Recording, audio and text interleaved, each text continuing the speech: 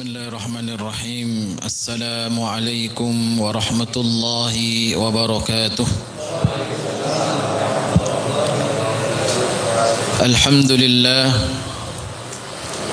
Alhamdulillah rabbil alamin, wassalatu wassalamu ala ashrafil anbiya'i wal mursalin wa ala alihi wa sahbihi ajma'in. Allahumma la sahla illa ma ja'altahu sahla wa anta taj'alul hazna idza syi'ta sahla. Sahil lana umurana warhamna birahmatika ya arhamar rahimin. Allahumma 'allimna ma yanfa'una wanfa'na bima 'allamtana. Allahumma zidna 'ilman nafi'a wa 'amalan mutaqabbala. Ikhwan dan akhwat fiddin rahimakumullah, hadirin sekalian yang dimuliakan oleh Allah Subhanahu wa taala. Alhamdulillah rabbil alamin. Yang pertama, mari kita senantiasa memanjatkan syukur kehadirat Allah Subhanahu wa taala atas segala nikmat yang telah Allah karuniakan kepada kita semua, nikmat iman dan Islam, nikmat sehat dan waktu luang, sehingga kita dihimpunkan oleh Allah di tempat yang mulia ini, di majelis yang mulia. Mudah-mudahan Allah Subhanahu wa taala senantiasa mencatat segala amal kebaikan kita dan dijadikan pemberat timbangan amal kebaikan di sisi Allah. Amin ya rabbal alamin. Salawat dan salam mudah-mudahan senantiasa tercurahkan kepada Rasulullah sallallahu alaihi wasallam yang telah membimbing manusia dari gelapnya jahiliyah menuju cahaya Islam. Hadirin sekalian dimuliakan oleh Allah Subhanahu wa taala, kita akan melanjutkan pembahasan daripada al-aqidah tentang tafsir tauhid wa syahadatu an la ilaha illallah. Kita sampai pada firman Allah Subhanahu wa taala dalam surat At-Taubah ayat 31. A'udzu billahi minasyaitonir rajim. Ittakhadhu ahbarahum wa ruhbanahum arbaban min dunillah wal masih ibn Maryam. Ittakhadhu, mereka menjadikan ahbar itu al-ulama, ulama orang-orang Yahudi. Ittakhadhu ahbarahum wa ruhbanahum, yaitu ruhban adalah hum al-ubbad, para penghamba, ya. Ruhban adalah pendeta. Ittakhadhu ahbarahum wa ruhbanahum arbaban min dunillah. Mereka menjadikan arbab, sesembahan-sesembahan selain Allah. Wal masih ibn Maryam, termasuk di dalamnya adalah al-masih ibn Maryam. Maka perlu kita ketahui bersama, hadirin sekalian dimuliakan oleh Allah Subhanahu wa taala, di saat kemudian banyak hamba-hamba Allah Subhanahu wa taala, kecuali orang-orang muslim mukmin yang Allah berikan banyak keutamaan, Allah Subhanahu wa taala menyebutkan dalam ayat ini, ya, orang-orang Yahudi dan Nasrani menjadikan ulama-ulamanya adalah sesembahan selain Allah. Ittakhadhu ahbarahum wa ruhbanahum arbaban min dunillah. Dalam hadis sahih, ketika Rasulullah sallallahu alaihi wasallam membacakan ayat di atas tadi, ada seorang sahabat bernama Adi bin Hatim At-Tai. Faqala, apa kata beliau? Ya Rasulullah, lasna na'buduhum. Ya Rasulullah, kami tidak pernah menyembah ulama-ulama kami. Lasna na'buduhum, kami tidak pernah menyembah mereka. Kami tidak pernah beribadah kepada mereka. Qala alaysa yuhilluna lakum ma harramallahu fatuhilluna. Maka Nabi sallallahu alaihi wasallam kemudian mengatakan, bukankah kalian menghalalkan perkara-perkara yang sudah Allah haramkan, kemudian kalian menghalalkannya? Allah sudah membuat syariat. Ada beberapa hukum yang haram, kemudian kalian halalkan. Ulama kalian menghalalkannya, kalian pun mentaatinya. Wa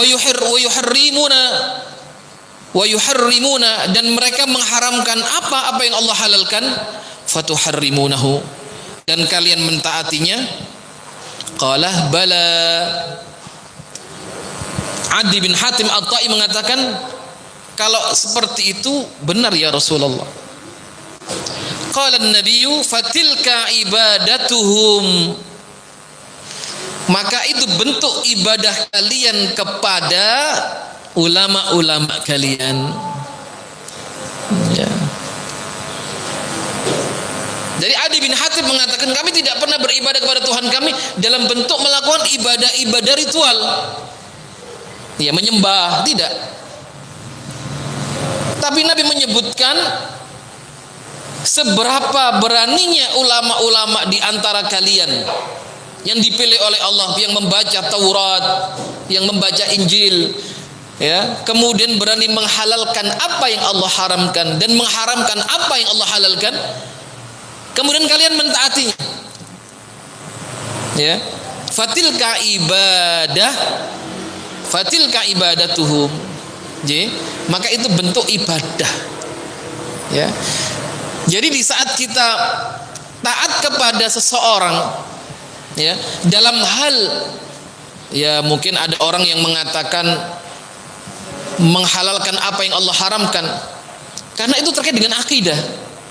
Ya, akidah itu adalah keyakinan. Fikih itu ada pengamalan. Ya, dulu pernah saya sampaikan, apa perbedaan akidah dan tauhid? Mungkin sering kita mendengarkan perbedaan. Ada kajian akidah Islamiyah, wonten kajian tauhid. Yeah. Akidah itu adalah keyakinan, jamaah sekalian muliakan oleh Allah Subhanahu wa taala. Dari kata-kata al-aqdu, ikatan. Ya, mungkin sudah jadi bahasa Indonesia ya. Ada akad jual beli, ada akad nikah. Artinya apabila seseorang sudah terikat dengan akad, maka ada konsekuensi yang harus ditanggung. Apa? Saling masing-masing memberikan haknya. Ya. Ada akad jual beli, disepakati antara penjual dan pembeli, maka dalam proses transaksi itu dua-duanya terikat. Ya, tidak boleh mendolimi yang satu dengan yang lainnya. Akad nikah, begitu seorang laki-laki kemudian, ya, ada proses ijab kabul, maka laki-laki itu terikat, sebaliknya juga perempuan itu terikat untuk masing-masing diberikan haknya. Jadi akidah itu keyakinan. Semua orang punya keyakinan, semua orang punya akidah. Boleh jadi akidahnya sahihah, benar, boleh jadi salah. Ya, karena sudah terkait dengan keyakinan. Jadi keyakinan itu adalah ikatan yang kuat di dalam hati, yang kemudian muncul prinsip dalam hidup. Ya, masing-masing orang punya keyakinan, masing-masing agama punya keyakinan. Itu kita bicara akidah. Akidah itu lebih umum. Tapi kalau sudah bicara tauhid, berarti kita bicara tentang hak-hak Allah. Dan lebih spesifik, kalau tauhid adalah berbicara tentang keesaan Allah. berbicara tentang keagungan Allah yang tidak punya syarikat dan sekutu. Ya. Jadi kalau masalah akidah itu sumbernya kan hanya 3, ya. Quran, Sunnah, dan apa yang diambil diistinbatkan oleh para ulama atau ijma. Ya. Makanya hal-hal yang terkait dengan akidah itu jelas, ya, jelas sekali. Nah, kalau bicara fikih, kita berarti bicara bukan keyakinan tapi pengamalan, ya. Termasuk dalam fikih itu ada akidah. Misal, ada orang yang meyakini sholat 5 wajib itu yang diwajibkan oleh Allah tidak wajib. Nah, ini sudah berbicara keyakinan, hati-hati. Orang bisa kufur kalau berani mereka mengatakan sesuatu yang sudah Allah wajibkan dengan tidak wajib. Kenapa? Terkait dengan keyakinan. Misal, mungkin dalam hidup kita lah ya, mungkin kita punya kerabat, punya tetangga, punya sahabat, hidup bermasyarakat. Ada mungkin di antara kita punya saudara, punya tetangga, sholatnya ya begitulah ya, kadang masih sering banyak bolongnya gitu ya.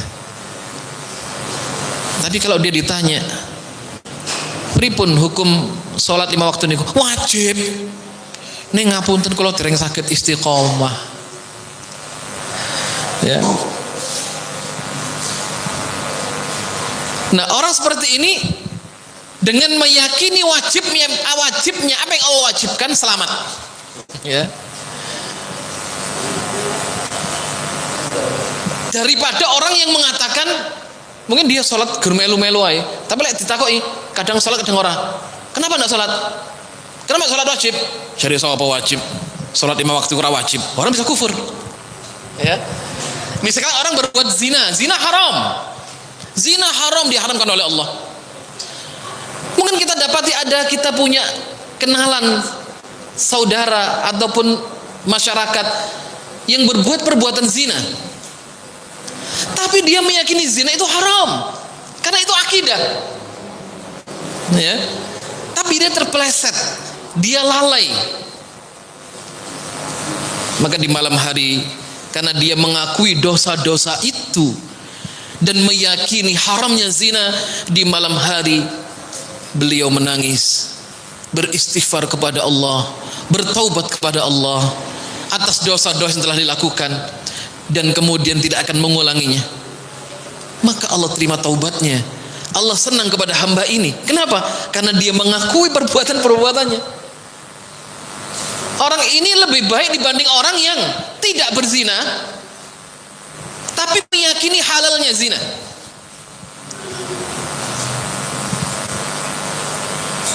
Naam, dia tidak berzina sebagaimana orang tadi ya, nggak berzina, tapi dia meyakini, berani menentang Allah dengan mengatakan zina halal. Yang penting tidak diajarkan, yang penting tidak ngajak orang, yang penting suka sama suka, ya. Yang penting di tempat tertutup misalkan. Ini kan syubhat semuanya ini, gitu kan? Kata siapa zina haram? Ya boleh lah, yang penting nggak ngajak orang-orang banyak, ya. Yang penting di tempat tersembunyi, yang penting laki sama perempuan sama-sama suka, berarti boleh. Nah, ini bahaya. Yang penting orang tadi dia berzina kan dia khilaf, meyakini zina haram. Ya, itulah berbicara keyakinan. Ya. Makanya kalau urusan fikih itu perkaranya luas. Ya, maka orang harus banyak toleransi. Ya. Ada yang kunut dan tidak kunut, masing-masing punya dalil. Ya, harus berlapang dada. Ya. Yang salah adalah orang yang meyakini sholat subuh tidak wajib, misal gitu ya. Kenapa? Karena terkait dengan keyakinan. Itu akidah. Ya, maka akidah itu adalah hal yang prinsip. Nah, kenapa orang-orang Yahudi dikatakan itu ibadah kalian? Kenapa? Karena Dia berani menghalalkan apa yang Allah haramkan dan mengharamkan apa yang Allah halalkan, karena ini terkait keyakinan. Berani menentang Allah atas apa yang menjadi ketentuan dan keputusan Allah Subhanahu wa taala. Ya, fatilka ibadatuhum, itulah ibadah kalian. Bagaimana sikap orang-orang yang beriman seharusnya? Tidaklah apa yang Allah sampaikan dan Rasul ajarkan illa an yaqulu sami'na wa ata'na. Kami mendengar, kami taat. Apa yang Allah haramkan sudah harga mati haram, ya, nggak usah dikaji-kaji lagi jadi halal nanti, ya bahaya, nggak boleh. Apa yang sudah jelas haram, apa yang halal, halal, ya. Makanya kita juga tidak boleh bermain dengan perkara-perkara yang syubhat. Faman waqa fi syubhat waqa fil haram. Ya, orang kalau kemudian sering bermain dengan perkara-perkara yang tidak jelas, nyebur dia kepada yang haram. Ya.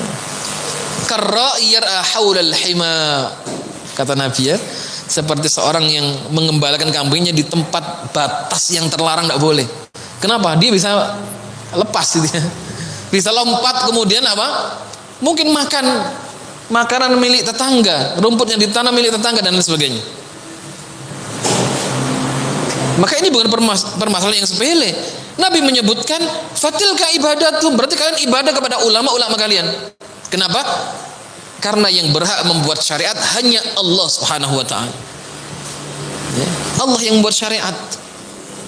Ya, Allah yang membuat hukum, Allah yang membuat ketentuan. Ya, Allah yang menentukan qada dan qadarnya. Ya, kita tidak pernah bisa lepas dari qada dan qadar Allah. Ya, baik ada yang namanya aqdarullahi al-mulaimah, ada kadang namanya takdir itu mulaim. Apa itu mulaim? Cocok. Ya, kita ditentukan oleh Allah dengan hati yang kita cocok dengan ujian itu. Mulaim, sesuai. Ya, insya Allah nggak banyak protes. Kenapa? Ujiannya menyenangkan. Ya, alhamdulillah Allah berikan kelapangan rezeki. Ya, Allah berikan keturunan anak-anak yang saleh salihah, yang nurut sama orang tuanya. Masya Allah, Allah karuniakan cucu-cucu yang baik, keluarga yang baik, ya, tetangga yang baik. Ya, mulaim, cocok. Ya. Namun kita tidak boleh mengingkari ada namanya aqdarullahi al-mu'limah. Kadang ada yang takdir itu sifatnya nggak cocok dengan hati, nggak sesuai. Ya, semuanya datang dari Allah Subhanahu wa taala. Kalau diberi nikmat baik, syukur, baik. Kalau diberi nikmat kesempitan, dia sabar, itu baik. Ya. Kata Rasulullah, tidak ada seperti itu kecuali bagi orang beriman. Ya. Jadi orang beriman diuji lapang rezekinya, syukur, tidak lupa kepada Allah.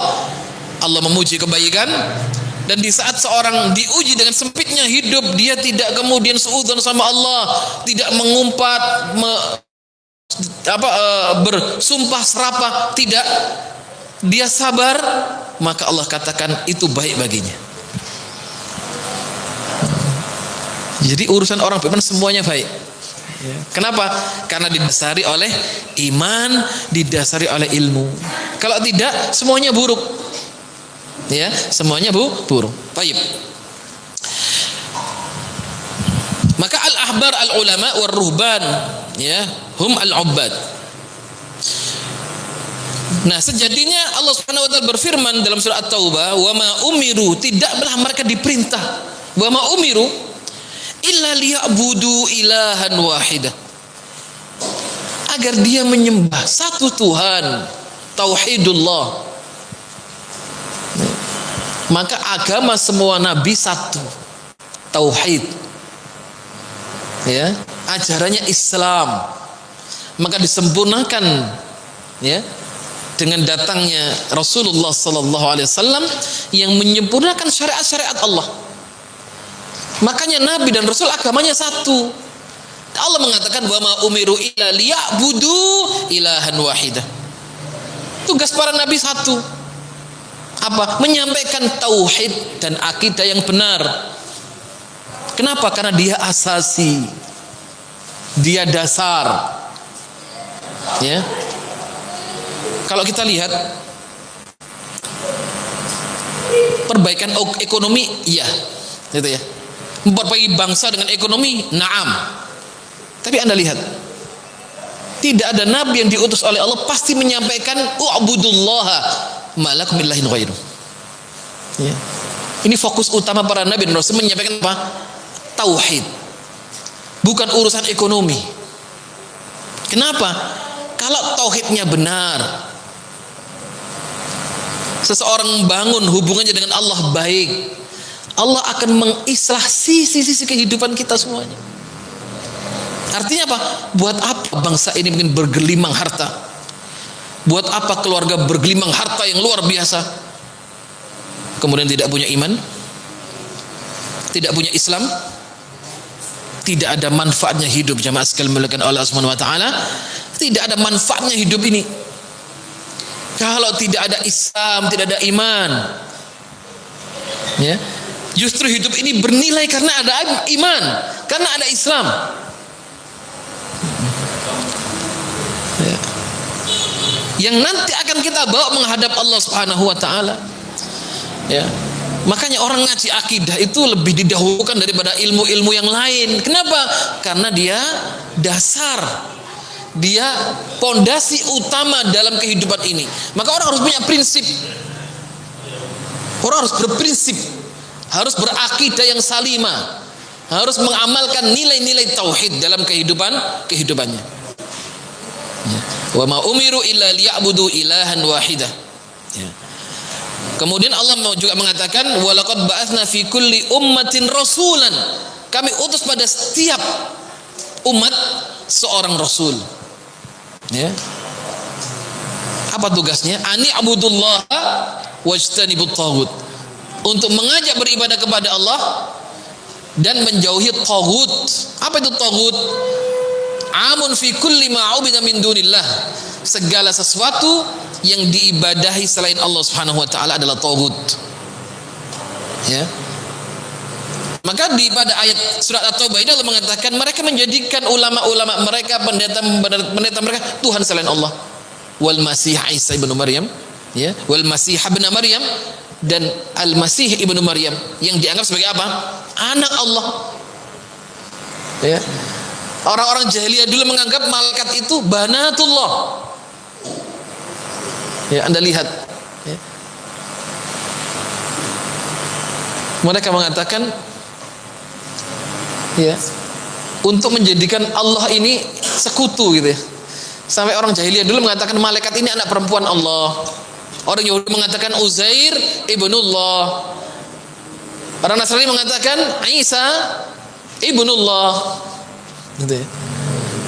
Namun dibantah banyak dalam ayat Al-Qur'an Al-Karim bahwasanya Allah adalah zat yang satu, tidak punya syarikah dan sekutu, tidak punya tandingan. Ya. Wa ma umiru illa liya'budu ilahan wahidah la ilaha illa huwa subhanahu amma yusyrikun. Maha suci Allah terhadap apa-apa yang mereka sekutukan kepada Allah. Tayyib. Nah, kenapa kemudian mentaati perkara-perkara yang Allah haramkan, ya, menghalalkan apa yang Allah haramkan sebelahnya adalah termasuk ibadah? Mereka menjadikan ulama-ulama mereka musyarri'ina. Nah, musyarri' itu adalah pembuat syariat. Sedangkan yang berhak membuat syariat hanya Allah Subhanahu wa taala. Maka tasyri', pembuat syariat adalah hak Allah, bukan haknya makhluk. Makhluk tinggal apa? Tinggal taat saja. Ya, tinggal melaksanakan perintah Allah saja. Ya, nanti pasti baik hidupnya. Satu sisi kadang banyak syariat yang tidak kita ketahui hikmahnya. Ada beberapa yang kita ketahui. Ya. Mungkin yang mengetahui hikmah-hikmah itu ya dikaji dalam oleh ilmuwan-ilmuwan, ya. Bagaimana keajaiban sholat misalkan, itu diteliti gerakan-gerakan terbaik, gerakan dalam sholat, ya. Misalkan wudu, ya, keajaiban wudu, ya, keajaiban orang memakai hijab, ya, itu diteliti oleh para ilmuwan-ilmuwan. Artinya apa? Orang yang taslim kepada Allah Subhanahu wa taala, berserah diri kepada Allah, dia tidak memandang syariat yang datang kepada hambanya adalah li'ajlil maslahah, untuk mendatangkan maslahat dan tujuan terbaik. Jadi nggak ada istilahnya kalau orang kemudian mengatakan orang kalau ikut syariat pasti celaka. Tidak ada ceritanya. Orang kalau ikut syariat pasti hidupnya tidak bahagia, tidak ketemu. Ya. Yang terjadi orang kalau ikut syariat Allah hidupnya bahagia. Sudah, misalkan aqimus shalah, tunaikan salat-salat yang wajib, ya, maka sudah kita jaga salat-salat yang wajib ini, ditambah dengan yang sunnah-sunnah misalkan. Yang jelas apa yang Allah perintahkan laksanakan. An yaqulu sami'na wa ata'na. Bukan perkataan orang Yahudi sami'na wa asaina. Kami mendengar tapi kami maksiati. Kami dengar tapi kami timbang-timbang dulu syariat ini. Kalau menguntungkan saya lakukan. Kalau tidak, saya tinggalkan. Lah, ya, tidak boleh seperti itu. Orang beriman harus taslim terhadap semua syariat Allah Subhanahu wa taala. Kenapa? Karena dikhawatirkan di saat orang menolak satu saja syariat, seperti mengingkari semua syariat Allah Subhanahu wa taala. Ya, nah ini penting sekali. Maka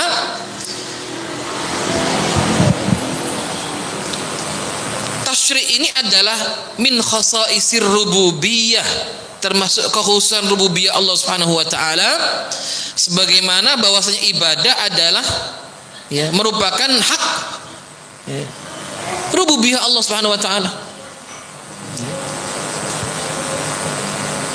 Jadi apa? Beribadah kepada Allah karena Allah yang mencipta. Allah yang memiliki sifat rububiyah, hak ketuhanan, maka tidak boleh memberikan peribadatan kepada selain Allah Subhanahu wa taala. Maka Allah berfirman dalam surah Al-Imran ayat 80, "Wala ya'murukum an tattakhidul malaikah," dan kami tidak pernah memerintah kalian untuk menjadikan malaikat dan nabi-nabi arbaban, tuhan-tuhan yang disembah selain Allah. Aya'murukum bil kufri ba'da antum muslimun. Apakah kau diperintah terhadap kekufuran setelah kalian taslim dan setelah kalian menjadi seorang muslim? Ya. Wa qawluhu ittakhadhu ahbarahum wa ruhbanahum arbaban min dunillah wal masih ibn Maryam. Ya. Juga di sini dikatakan bahwasanya ayat yang tadi kita baca adalah merupakan bahwasanya keikhlasan dalam beribadah kepada Allah Subhanahu wa taala harus menafikan siapa-siapa yang dianggap Tuhan selain Allah. Ditiadakan. Ya.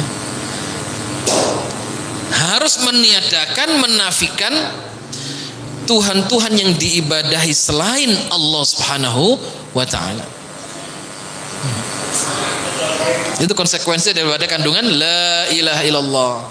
Ya, ada yang ditetapkan, ada yang dinafikan. Yang dinafikan semua sembahan selain Allah. Yang ditetapkan hanya Allah Subhanahu wa taala satu-satunya Tuhan yang diibadahi. Ya, dengan syariatnya. Dengan cara yang diajarkan oleh siapa? Rasulullah sallallahu alaihi wasallam. Ya. Dan Allah berfirman juga di dalam surah Al-Baqarah ayat 165, "Wa minan nasi may yattakhidhu min dunillahi andadan yuhibbunahum ka hubbillah."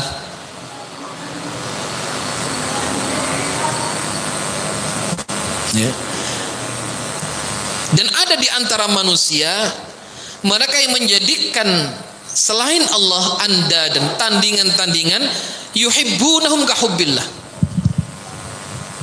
Ya. Mereka mencintainya sebagaimana mereka mencintai Allah. Walladzina amanu asyaddu hubban lillah. Ya. Jadi kecintaan hanya diberikan kepada Allah. Ya, tidak boleh seseorang hari ini mengabdi kepada Allah, besoknya dia beribadah kepada selain Allah.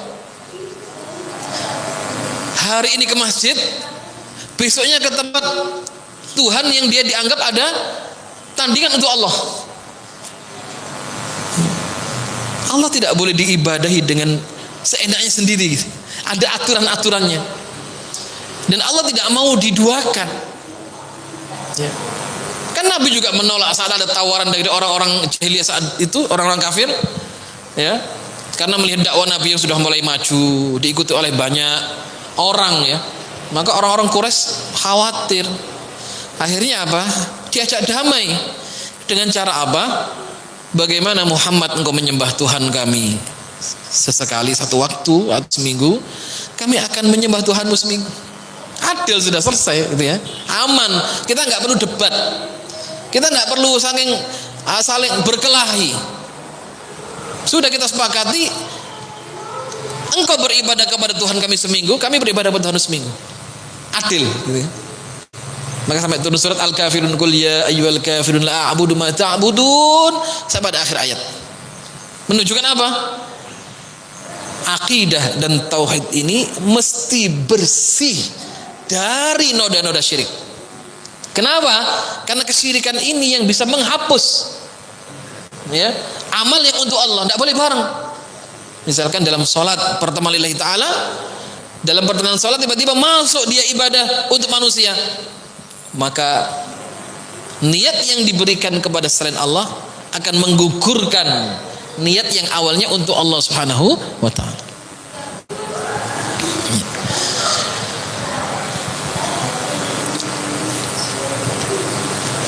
Nah, kita lihat di sini bahwasanya dulu orang-orang yang menyembah berhala dianggap berhala bisa memberikan manfaat dan madarat. Ya. Maka berawal dari kecintaan dalam hati, maka muncul dalam sikap. Maka Allah mengatakan ada di antara manusia may yattakhidhu min dunillahi andadan yuhibbunahum ka hubbillah walladzina amanu asyaddu hubban lillah. Ya. Maka hubbullah la yakunu illa an ma'rifah billah. Nah, kecintaan kepada Allah ini harus dilatih. Jemaah sekalian dimuliakan oleh Allah Subhanahu wa taala, harus dilatih. Ya, karena hubbullah ini akan muncul dari ma'rifatullah. Ya, mengenal Allah Subhanahu wa taala. Lewat apa? Lewat ciptaan-ciptaan Allah, bi asma'ihi wa sifatihi, dengan nama-nama dan sifat-sifat Allah Subhanahu wa taala. Jadi tidak mengenal Allah zatnya. Ma'rifatullah berarti mengenal Allah dengan ayat-ayatnya, baik yang maktubah, mandurah, ya, syar'iyah yang ada dalam Quran, juga ayat-ayat yang kauniyah terkait dengan alam semesta. Ya. Makanya orang harus wajib belajar, ya, khususnya dalam ulum syar'i. Gak boleh ditinggalkan, Bapak Ibu sekalian. Ilmu ada dua. Ada ilmu dini syar'i, terbagi menjadi dua. Ilmu diniyah terbagi menjadi dua. Ada yang ilmu syar'i wajib, ain, fardhu ain. Ada yang mustahab, sunnah. Ya. Apa ilmu-ilmu yang wajib untuk dipelajari? Tadi akidah, tauhid, dan perkara-perkara yang Allah wajibkan untuk kita. Apa? Salat 5 waktu wajib. Perlu itu belajar. Ya, bagaimana caranya? Nabi menyebutkan, "Shallu kama ra'aitumuni usalli." Salatlah kalian sebagaimana kalian melihat aku salat. Lalu bagaimana belajar tata cara salat? Ya, diajar oleh Rasulullah SAW dalam hadisnya. Gitu ya. Mengilmui zakat misalkan dalam setahun yang wajib, harus belajar itu. Kalau nggak belajar nggak paham. Ya. Harus mengilmui puasa yang wajib di bulan Ramadan. Mana-mana yang menyempurnakan puasa, mana-mana amal yang bisa mengurangi pahala puasa harus diketahui. Kenapa? Karena itu hal yang Allah wajibkan.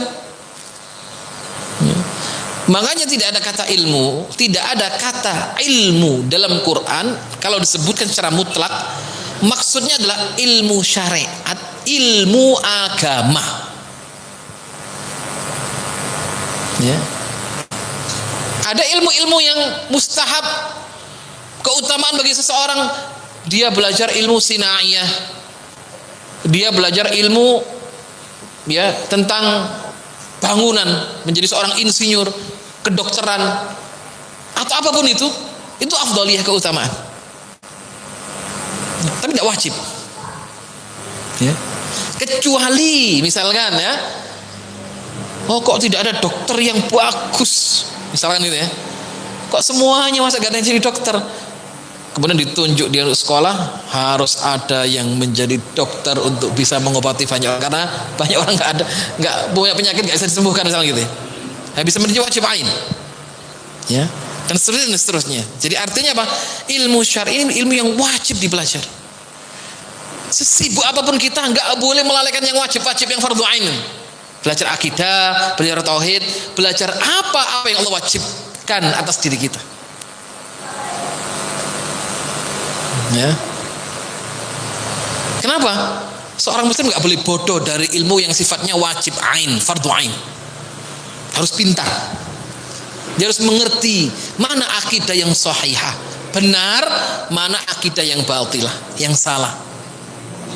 Ya. Mana tauhid, mana syirik, harus paham. Ya. Kenapa? Jadi begini. Kadang ya, mungkin kita sudah paham akidah ya, akidah tauhid. Terkadang di dalam perjalanan kita ini mengarungi kehidupan ini, kadang muncul isu, muncul pandangan-pandangan, teori-teori yang menjadikan akidah ini terkikis.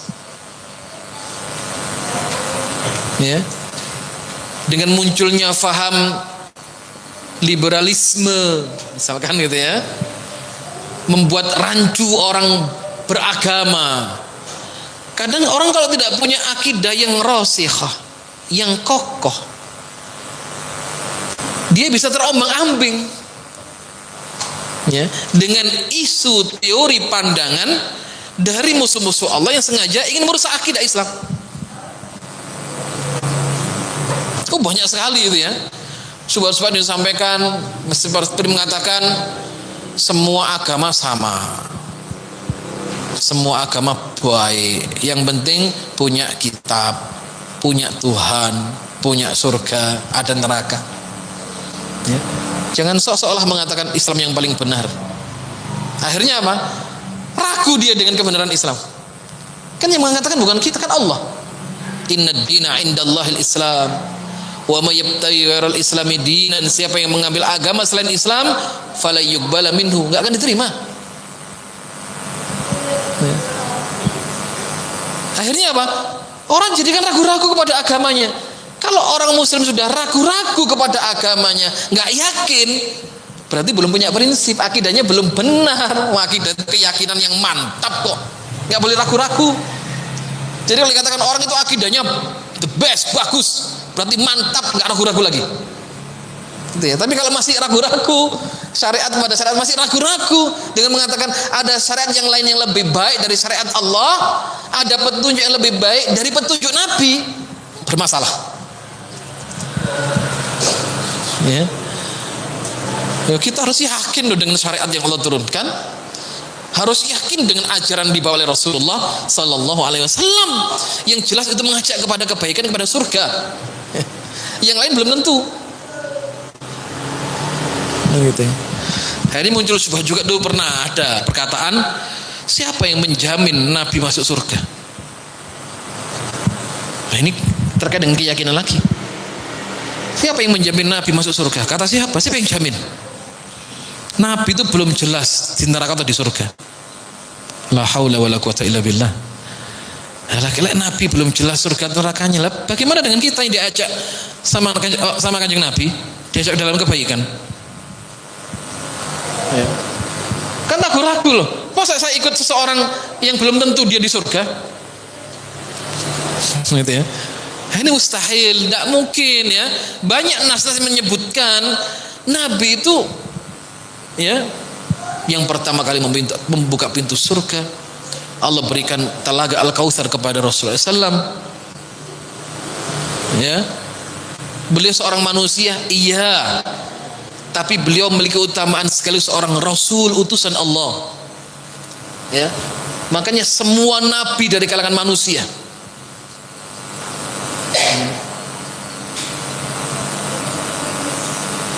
Seandainya pun gitu ya,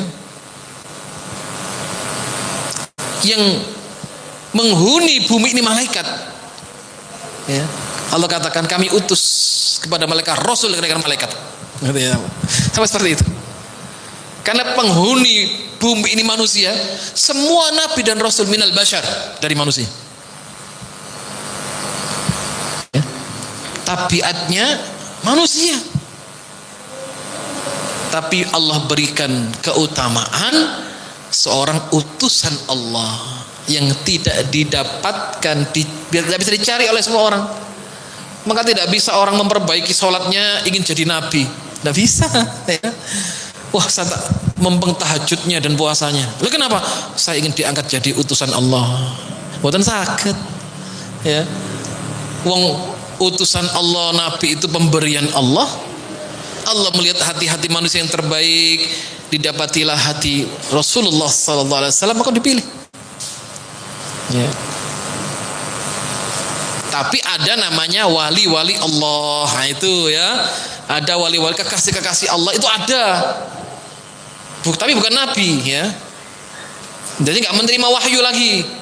Nah kalau ada orang wali mengaku menerima wahyu berarti nabi, berarti dusta. Gitu ya. Kalau wali ada wali-wali Allah. Tapi wali-wali Allah ini biasanya memang sifatnya tersembunyi. Ya, enggak pamer. Saya wali Allah. Wah, berarti dusta, ya. Wali itu tersembunyi. Ya. Ada satu kisah di zaman Abdullah ibn Mubarak. Beliau tabi'in, ya. Abdullah ibn Mubarak ini tabi'in. Beliau seorang laki-laki yang masya Allah ya, saleh, alim, muhaddis, ahli hadis, ya. Beliau disiplin, banyak keilmuan, dan beliau seorang pengusaha sekaligus mujahid. Wah, sempurna beliau, ya. Suatu kali terjadi paceklik, ya, musim kemarau yang panjang, sampai kemudian digerakkan oleh Amirul Mukminin untuk salat istisqa, ya. Kaum muslimin salat di masjid Nabi, berdoa untuk agar Allah menurunkan hujan. Tapi tidak kunjung hujan itu turun. Saat itu Abdullah bin Mubarak berada di masjid. Dia melihat seorang budak. Ya, budak itu sangat dikenal. Budak itu dia tidak memiliki hak kepemilikan dirinya. Ya, itu orang tapi tidak punya hak kepemilikan dirinya sendiri, itu budak, gitu ya. Jadi dia dijual belikan. Jadi kalau ada jenang-jenang ke pasar, ada orang beli orang, gitu ya. Semakin kerjanya giat, rajin, bagus, kuat, harganya mahal. Nah, itu ya. Dilihat ini orang ini masuk, masya Allah, dia sholat. Dia dipandangi sholatnya indah sekali, dia berdoa. Didengarkan kalimat al-an, ya Rabb al-an, dia minta hujan kepada Allah. Belum sampai turun tangannya, hujan, mendung, gelap, petir menyambar dan turun hujan. Ya, maka Abdullah bin Mubarak melihat, masya Allah, amalnya apa sih fulan ini? Dia orang nggak dikenal. Ya, makanya dulu para sahabat, para salaf itu dulu kalau ada orang punya satu amalan yang memang luar biasa, dia dicari dan ingin berguru. Ya, maka begitu hujan, pulang gitu aja lah dia. Ya, pulang diikuti dari belakang, diikuti. Budak ini noleh, Abdul Mubarak sembunyi terus sampai masuk satu istana. Di sana ada pelayan-pelayan yang banyak, ada pengawal-pengawal. Dicarilah budak ini. Ya. Sampai kemudian diperlihatkan budak-budak yang ada, pelayan-pelayan raja ini. Ternyata nggak ada. Aku tidak melihat budak yang aku lihat tadi di masjid. Ya. Maka pengawal ini teringat ada satu budak ini yang memang orangnya misterius, gitu. Orang baik, ya. Orangnya lemes, maka nggak ditampakkan ya. Ternyata setelah ditampakkan ternyata ini benar orang ini. Maka jadi tawar menawar. Abdullah bin Mubarak rahimahullah ingin membeli budak ini. Ya, dibanderol dengan harga yang mahal, maka dibelilah oleh Abdullah bin Mubarak dan dimerdekakan. Ya. Senang. Jadi kalau budak itu sudah dimerdekakan berarti dia menjadi orang seperti orang pada umumnya, gitu ya. Dia punya hak atas dirinya. Dia mengklaim saya orang merdeka. Itu kebahagiaan luar biasa. Dimerdekakan, habis dibeli dimerdekakan. Kamu saya merdekakan. Ya. Apa kata Abdul Mubarak? Wahai fulan, angkatlah aku jadi muridmu. Gitu ya, masya Allah. Padahal bilang ahli hadis ya, ahli fikih lengkap. Dia ingin jadi murid dari seorang budak. Ya. Apa kata budak tadi? Wahai tuan, Andalah guru saya. Anda telah membeli saya, telah memperdekakan saya. Saya akan terima kasih. Tidak. Silakan kau berjalan di depan, saya di belakang Anda. Tidak, wahai fulan, Anda di depan, saya di belakang. Gitu ya. Nah, ini terjadi perdebatan, maka budak ini berjalan di depan, Abdullah bin Mubarak di belakang. Bercerita, gayung bersambut. Abdullah bin Mubarak mengatakan, aku ingin kenalkan dirimu kepada sahabatku Fudail ibn Iyad. Sama-sama ulama. Ya. Demi Allah, aku melihat hujan ini turunkan doamu, wahai fulan. Apa amalanmu? Dalam perjalanan menuju Fudail ibn Iyad, ya.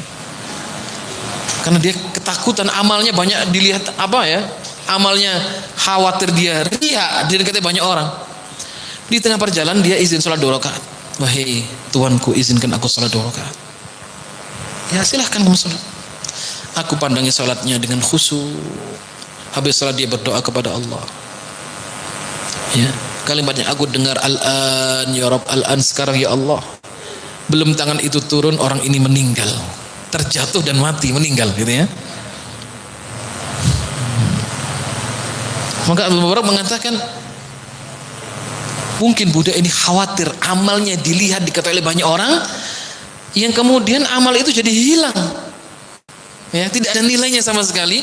Yang awalnya untuk Allah bisa berubah ketika muncul sifat takabur. Itu wali. Wali itu tersembunyi, gak mau pamer-pamer, ya. Apa sifatnya wali? Semuanya bisa wali, jadi wali Allah. Sifatnya alladzina amanu wa kanu yattaqun. Mereka yang beriman dan bertakwa. Ya, siapapun bisa jadi wali Allah kalau menjadi hamba yang baik, yang beriman, bertakwa kepada Allah Subhanahu wa taala. Sampai Nabi menyebutkan lau aqsama 'alallahi la abarrah. Istilahnya kalau di masyarakat tidak punya kedudukan sosial, itu kadang ya. Tidak datangnya nggak dicari, datangnya nggak ditunggu-tunggu. Tapi kalau bersumpah atas nama Allah la abarrah, langsung Allah ijabah. Kenapa? Orang ini membangun kedekatan kepada Allah Subhanahu wa taala. Maka ada satu ungkapan, wa kam min majhulin fil ardi masyhurun fis sama. Berapa banyak orang yang mungkin popularitas di dunia, masyhur, tapi tidak dikenal di langit. Dan boleh jadi ada orang yang majhulun fid dunya, di dunia majhul, gak banyak orang kenal, ya, tapi terkenal di kalangan penghuni langit. Ya. Maka dulu sahabat, masya Allah ya, kan sampai dulu kan ada sahabat yang ditakyin oleh Nabi, ada seorang takyin Nabi masuk surga, ya kan? Nabi pernah masuk melihat orang duduk di sisi Ka'bah, Nabi mengatakan tidak lama akan lewat ahli surga. Nah sahabat nunggu semua, mana ahli surga? Tiba-tiba datang lewat orang yang sederhana, bukan sahabat yang terkenal, ya, bukan sahabat yang masyhur, cuma beliau megang 2 sandalnya, ada bekas wudhu di wajahnya, dan dia ingin sholat. Oh, orang ini kok ahli surga? Apanya ahli surga ini ya? Besoknya lagi Nabi bersabda, tidak lama akan datang ahli surga. Orang yang sama. Sampai hari ketiga akan datang ahli orang yang sama. Maka Abdullah ibn Amr ibn As ingin melihat apa amalnya ini, ingin diintai. Dia pura-pura protes, dia pura-pura ya berdusta. Saya diusir oleh bapak saya boleh tidur di rumahmu. Oh boleh, ahlan wa sahlan, boleh, silakan. Diamati sholatnya. Di hari ketiga tidak ada istimewa. Maka dia pun pulang. Abdullah ibn Amr ibn As, saya tak pulang aja lah. Amalnya biasa-biasa saja, lebih baik sholat saya daripada sholatnya. Tapi kok Nabi katanya masuk surga? Di hari ketiga Abdullah ibn Amr ibn As izinkan saya pulang. Sebenarnya aku tidak diusir oleh ayahku, tapi saya berdusta kepada kamu. Cuma saya ini dengar Nabi kamu ini katanya masuk surga. Aku lihat amalmu biasa-biasa saja. Wahai fulan, itulah saya. Seperti itu amal saya. Tetapi saya tidak pernah punya hasad terhadap saudara-saudara saya. Saya tidak pernah sifat iri, dengki, sakit hati, kemudian suudzon kepada saudara-saudariku sesama muslim. Kalau mereka ada yang mendolimi, aku maafkan sebelum mereka minta maaf. Dan setiap aku mau tidur, aku sebut mereka satu persatu namanya, aku doakan kebaikan. Apa kata Abdullah? Nah, ini amal yang berat untuk aku lakukan. Ya. Nah, kita lihat tadi, ya, artinya bahwasannya hubbullah itu muncul dengan ma'rifatullah. Nah, ma'rifatullah itu dengan cara mengetahui bi asma'ihi wa sifatihi, dengan asma dan sifat Allah Subhanahu wa taala. Maka siapa yang mencintai Allah atas alal haqiqah, kalau orang sudah cinta kepada Allah, tidak mungkin dia mencari sembahan selain Allah. Ya. Jadi kalau sudah cinta mati, tidak mungkin mendua. Gitu loh. Bahasa gitu Pak ya. Leras mboten ya. Sudah cinta mati sampai mati ya. Aku cinta mati sampai mati mungkin ya. Dia tidak akan mendua. Gitu ya. Tidak ada gantinya, satu aja misalkan gitu ya. Nanti menduanya di surga aja. Menduanya surga. Kata laki-laki soleh, istrinya 72. Ya, enggak 4 lagi, Bu. 72. Para syuhada kan, wa yuzawwaju bisnatin wa sab'ina min hurin 'ain. Ya, jadi artinya siapa yang cinta kepada Allah, tidak mungkin kemudian dia mencari sembahan selain Allah. Kenapa? Hanya untuk Allah. Enggak boleh untuk yang lain. Gitu ya. Walaysa ma'na kahubbillah ay kahubbihim billah, bukan artinya dia mencintai Allah yang hanya pengakuan, tapi dia mengambil sembahan selain Allah Subhanahu wa taala, yang kemudian imbasnya adalah dia berbuat syirik kepada Allah. Yang syirik itu adalah perkara yang Allah haramkan ya bagi hambanya. Jazakumullah khairan katsira. Hadza ma aqulu lakum. Mudah-mudahan yang sedikit ini bisa memberikan hikmah dan pelajaran untuk kita semua tentang urgensi akidah yang kuat ya, prinsip yang kokoh, dan juga tauhid yang lurus. Ya, mudah-mudahan Allah senantiasa menjadikan kita semua istiqamah di atas jalan Allah Subhanahu wa taala dan menjaga nilai-nilai akidah, prinsip dalam hidup ini sampai kita menghadap Allah Subhanahu wa taala dalam keadaan husnul khatimah. Amin ya rabbal alamin. Jazakumullahu khairan katsira. Subhanaka Allahumma bihamdika asyhadu an la ilaha illa anta astaghfiruka wa atubu ilaik. Wallahu muwaffiq ila aqwamit thariq. Assalamu alaikum warahmatullahi wabarakatuh.